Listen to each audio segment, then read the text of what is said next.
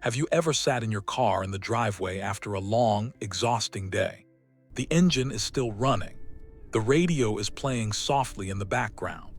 You are just staring blankly at the steering wheel while tears quietly stream down your face. Or maybe you wait until the shower is running so the sound of the water drowns you out. You let the hot water hit your back. You finally let go.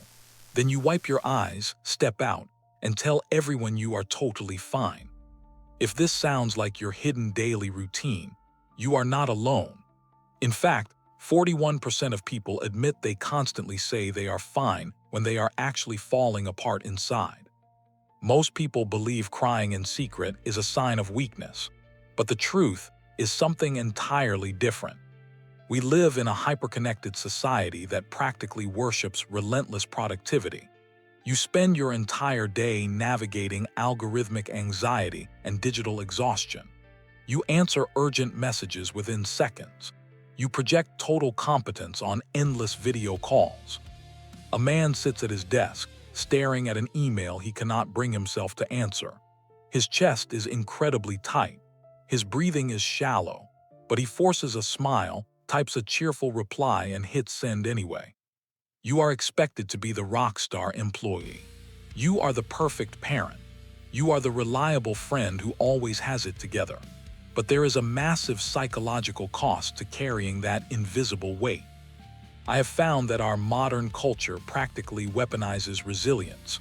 We constantly praise people for being low maintenance and easygoing. But I honestly believe this is a toxic trap. Society has convinced you that being a highly functional adult means becoming a perfectly optimized machine. You are forced to leave your humanity at the door just to survive the modern workday. The corporate world treats human emotion like a glitch in the system. This brings us to a hidden phenomenon known as smiling depression. Clinical researchers often call this atypical depression. You outwardly project happiness. You laugh at the right jokes in the break room. You maintain your demanding job without missing a single beat. You function perfectly in society while suffering intensely in total isolation. Your brain is not a limitless hard drive. It is an operating system with a very finite bandwidth. When you spend all day absorbing the shockwaves of life for other people, your sympathetic nervous system gets stuck in overdrive. Your body is flooded with cortisol. You are constantly scanning your environment, anticipating problems, and managing everyone else's moods. The people who are always there for everyone else are usually the ones who cry alone. You have learned that your pain is an inconvenience to the world. You become incredibly good at absorbing stress. So good, in fact, that nobody even thinks to ask if you are okay. And even if they did ask, you probably wouldn't tell them the truth anyway. So why the shower? Why the locked bathroom stall or the parked car on your evening commute? The real problem is not that you are suddenly sad. It is that your nervous system is profoundly overdrawn. Your psychological savings account is completely empty. Crying happens when the psychological demands placed on you finally exceed your sensory threshold. You retreat to the shower because the warm water and confined space subconsciously mimic a womb-like safety. It is the ultimate sensory deprivation chamber. It cuts off the endless notifications, the harsh fluorescent lights, and the heavy demands of modern life. Your brain finally feels secure enough to drop the heavy corporate mask. It releases a massive flood of oxytocin and endorphins through your tears. This is not just an emotional release.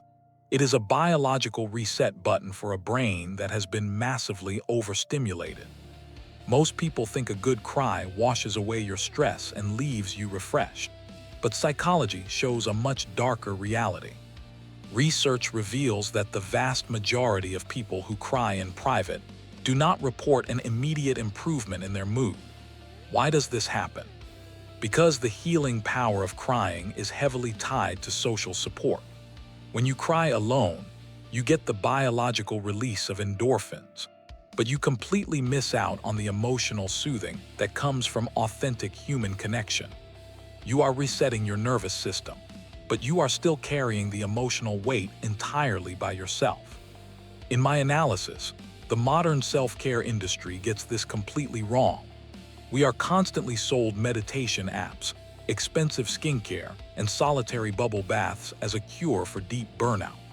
But I have found that true exhaustion does not come from a lack of sleep. It comes from a profound lack of authentic connection. You are isolating yourself because you have learned that your pain makes other people uncomfortable. This leads us to the deepest, most invisible layer of your hidden pain. Why do you choose to be alone when you are hurting the most? For many people, it comes down to a trauma response known as hyperindependence. This often stems from childhood trauma or early parentification. You had to grow up way too fast. Maybe you had unpredictable parents who could not regulate their own emotions. A young boy quietly cleans the kitchen and makes his own dinner because his mother is too overwhelmed to get out of bed. He learns early on that he must be invisible to be safe. He learns to never ask for help. Your hyperindependence is not a quirky personality trait. It is survival software. You internalized a very dangerous lie when you were young. You learned that your needs are a heavy burden to others. People with hyperindependence do not cry in private because they lack friends or family. They cry in secret to protect their friends and family from their own sadness. It is the ultimate act of tragic selflessness. You are experiencing the heavy burden of not wanting to be a burden. You would rather swallow your own panic and despair than risk ruining someone else's day. You refuse to make anyone worry about you. I honestly believe that hyperindependence is actively destroying modern relationships. You desperately want a partner, but you absolutely refuse to let anyone see you struggle. You have conditioned yourself to believe that love is conditional on your ability to remain highly functional. You think that if you show the messy, broken parts of yourself, people will inevitably leave. You view your own vulnerability as defective code. You put yourself in solitary emotional confinement because society taught you that successful people do not break down. But they do. They just do it quietly in the dark where nobody can see the cracks. Sometimes the behavior you absolutely hate about yourself is actually a brilliant survival strategy. Your brain was just doing whatever it took to keep you safe in an environment that did not allow you to be human. Crying in private is not a sign of weakness. It is the heavy psychological tax you pay for being overly strong in front of a society that simply does not tolerate vulnerability. If you are the person who cries in the shower, I need you to hear this loud and clear. Your pain is entirely valid. Your exhaustion is incredibly real. You do not have to be the unshakable emotional sponge for everyone around you. It is okay to finally take the heavy mask off. It is okay to let someone safe see you without the armor. It is time you allowed someone to hold space for you.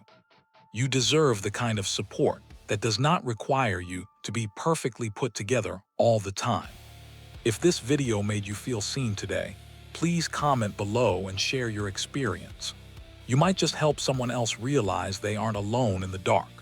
Subscribe to Deep Psyche Decode and turn on notifications for more deep dives into human psychology. Take care of yourself and remember, it is okay not to be fine.